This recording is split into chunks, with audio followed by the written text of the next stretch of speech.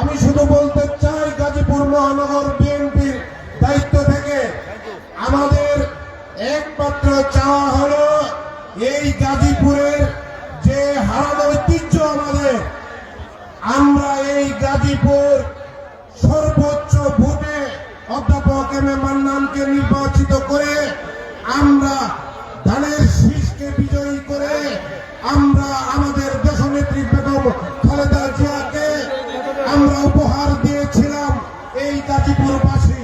তার বিনিময়ে আমরা মন্ত্রিত্ব পেয়েছিলাম।